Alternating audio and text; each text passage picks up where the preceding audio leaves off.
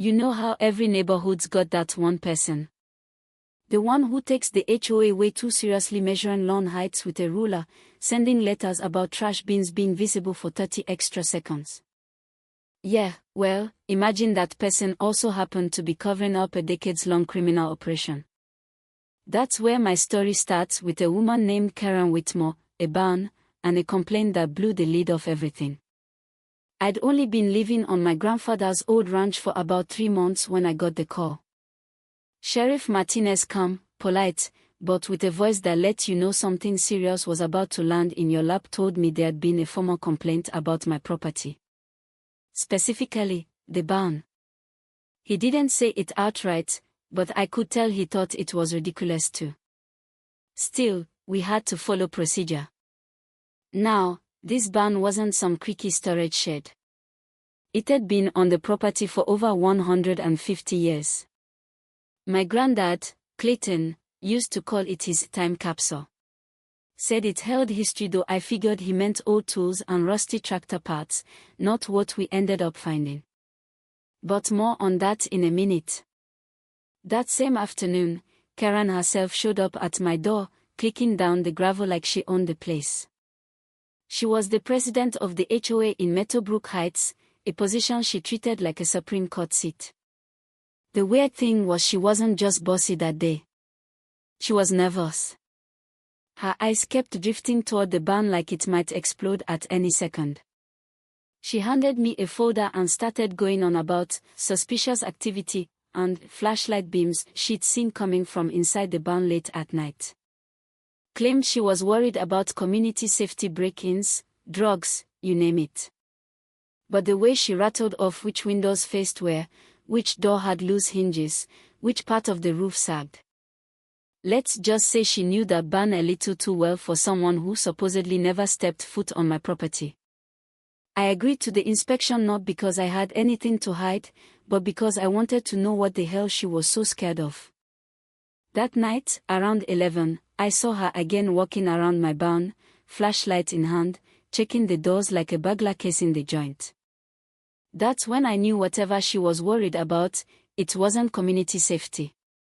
It was something buried in that barn.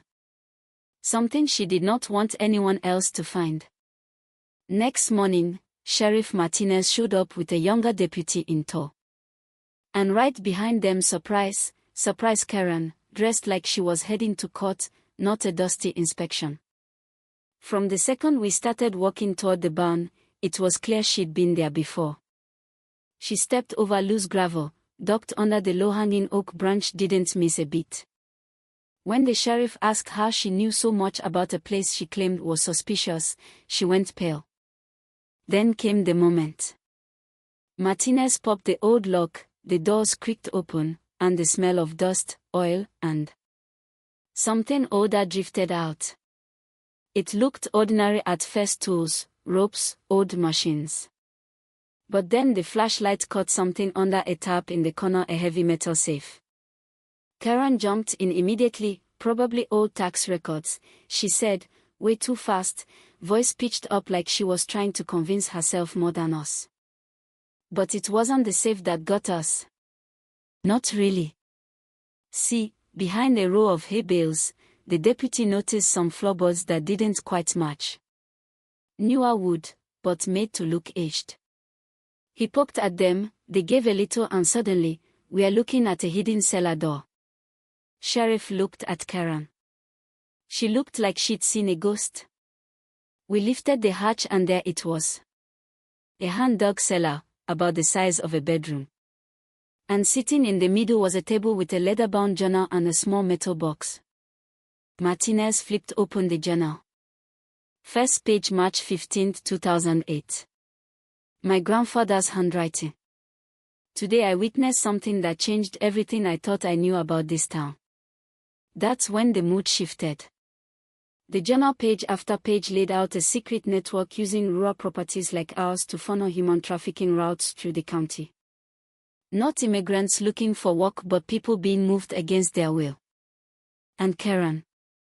Well, Grandpa had been tracking someone he called KW.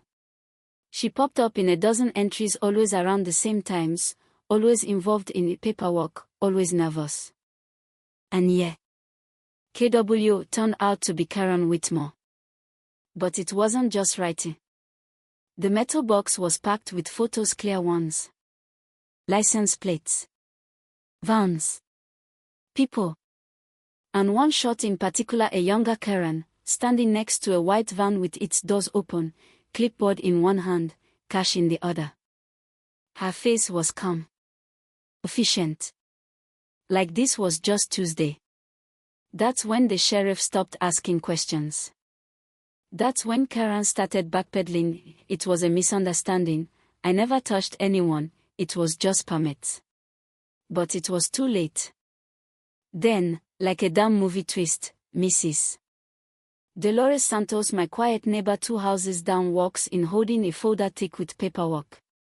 Turns out she'd worked in the same office as Karen during her time at the county transportation department. She'd been quietly collecting copies of everything. Permits. Invoices. Emails. And she'd been in contact with my grandfather the entire time. When the FBI finally showed up, it was like flipping a switch.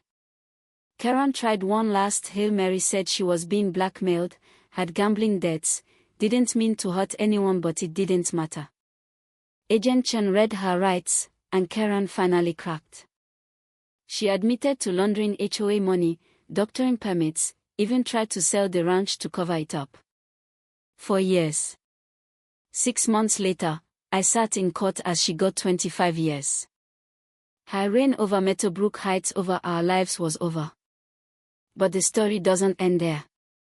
We turned my grandfather's barn into a survivor center, the Clayton Crossfield Foundation. Mrs. Santos runs the place now. She's a legend. And my granddad. He didn't die with regrets. He died trying to protect people quietly, methodically, and with more guts than I ever gave him credit for. And Karen. She's in a federal prison, helping the FBI take down what's left of the network she helped build.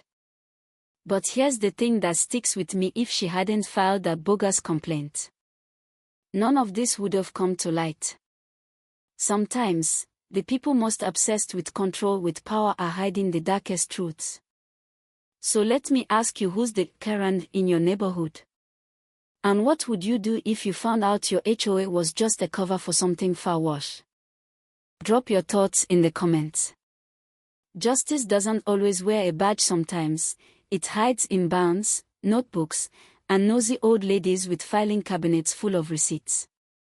You know how every neighborhood's got that one person. The one who takes the HOA way too seriously, measuring lawn heights with a ruler, sending letters about trash bins being visible for 30 extra seconds. Yeah, well, imagine that person also happened to be covering up a decades-long criminal operation. That's where my story starts, with a woman named Karen Whitmore, a barn, and a complaint that blew the lid off everything. I'd only been living on my grandfather's old ranch for about 3 months when I got the call. Sheriff Martinez, calm, polite,